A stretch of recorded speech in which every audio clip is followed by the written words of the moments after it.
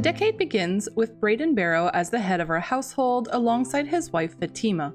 The current heir to our legacy is their spoiled eldest son Romarin, who is growing up with his adopted brother Khalil, who, let it be remembered, is an evil child granted to them by the demon living in the well.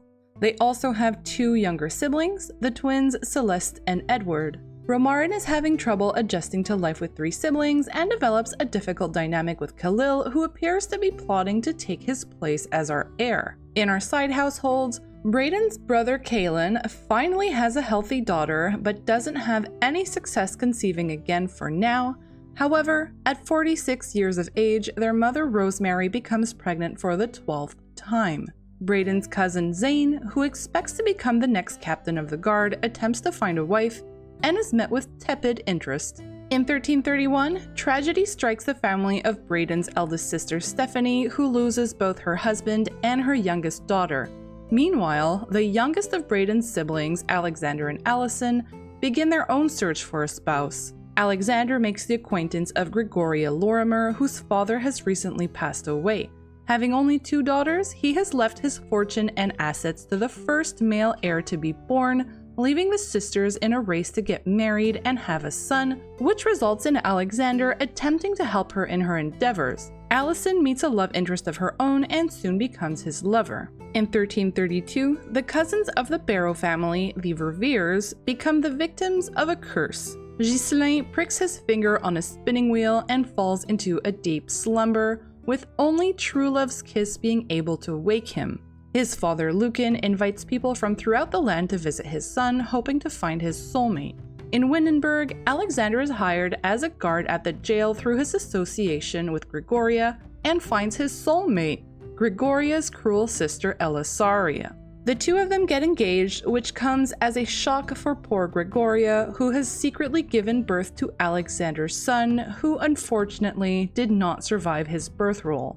In 1333, several weddings are celebrated in different branches of the family. In a faraway land, Andrio marries a local woman he impulsively proposed to, while at home, Alexander marries Elasaria under the envious gaze of her sister, and Zane is married to Frederick's stepdaughter, Emily. Braden visits his sister Esther, who works for the Lord of Windenburg, unaware of the fact that she has become the mistress of the Lord's brother-in-law, the rakish Lord Bodwin of Henford.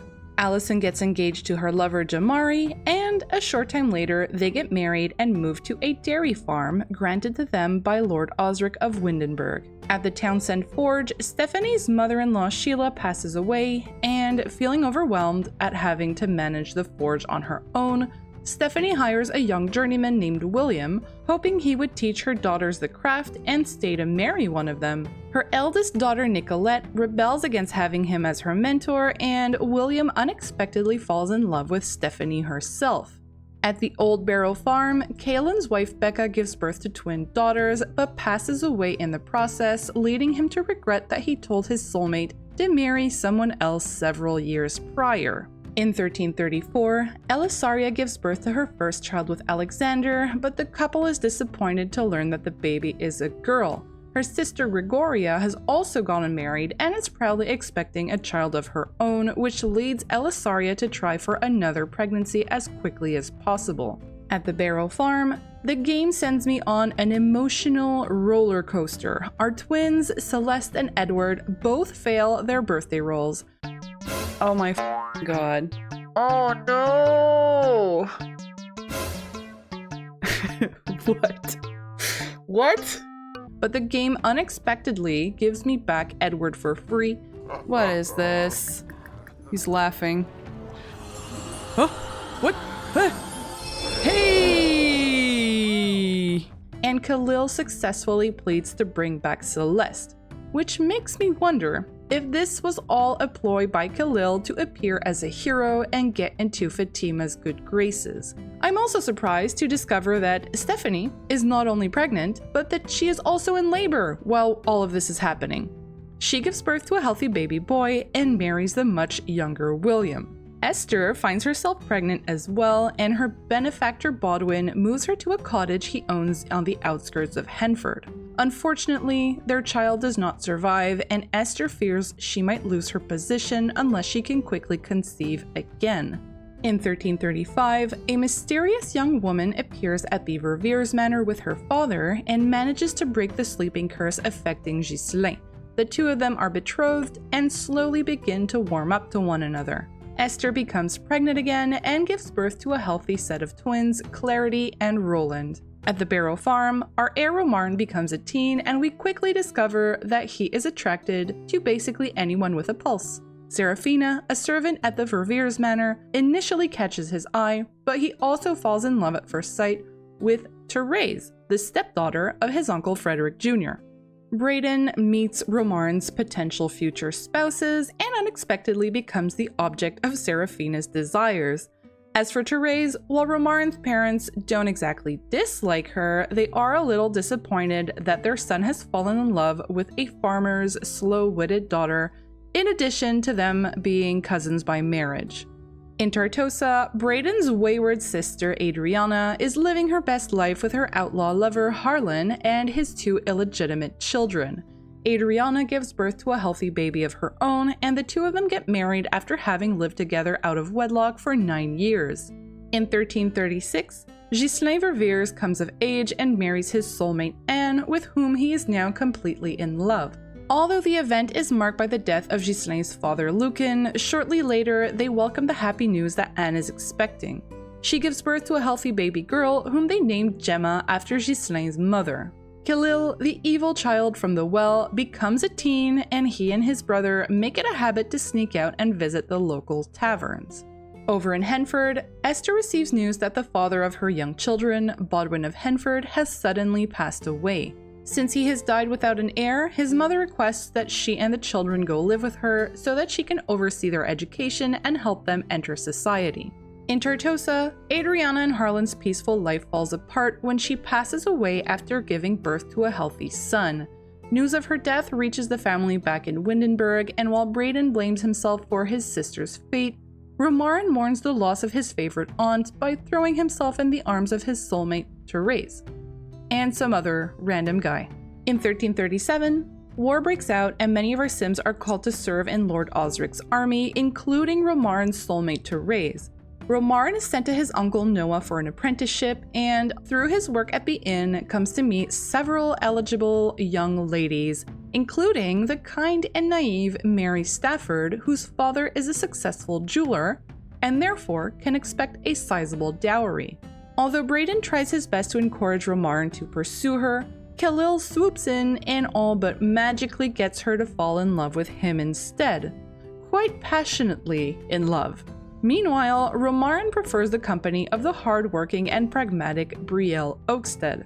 At the Lorimer jail, Elisaria gives birth to yet another daughter. With her husband Alexander gone off to war, she fears her sister will have a son first and therefore decides to pass her newborn child off as a boy and names her Octavian, securing the Lorimer fortune and assets for herself and her children.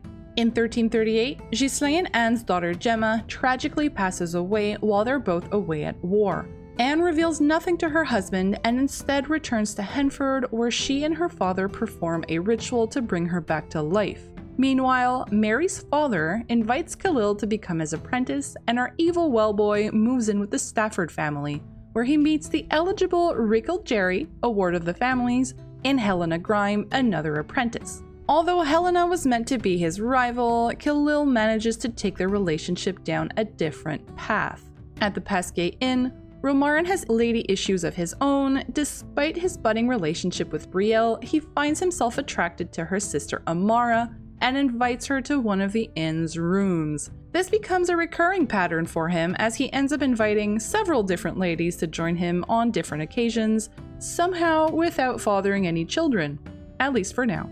In 1339, using his newfound knowledge in gemology, Khalil begins to work on enchanted rings to persuade the Stafford parents to allow him to marry one of the ladies in their household, while Romarin continues his life as the local Casanova. Celeste has a Disney princess moment, and the decade ends with the tallage successfully paid and everything suspiciously peaceful. We move on to the 1340s with 5 Sims in our main line, and 58 Sims in our side households, compared to only 29 at the end of the last decade. We initially started the challenge with 3 founding siblings out of our 58 side household Sims.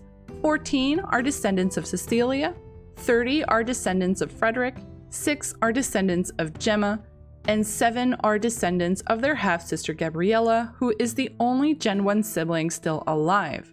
During this decade, there were 44 births and 19 deaths, making this the decade with the most population growth. We successfully pleaded 8 times with the Grim Reaper, which saved the lives of Celeste, Edward, Ivy Atwood twice, Tiffany Pasquier, Roland Barrow, and Thora Baker twice, although she ultimately died on her 3rd failed birthday. We also resurrected 1 sim through witchcraft, Gemma Verveers. If we include spouses who did not do any birthday rolls prior to joining the family, our life expectancy is 14 years old, which is the same as the previous decade.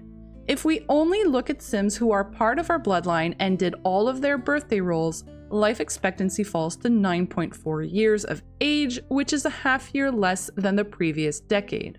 Thank you to everyone who has been following along. I look forward to seeing you all in 1340.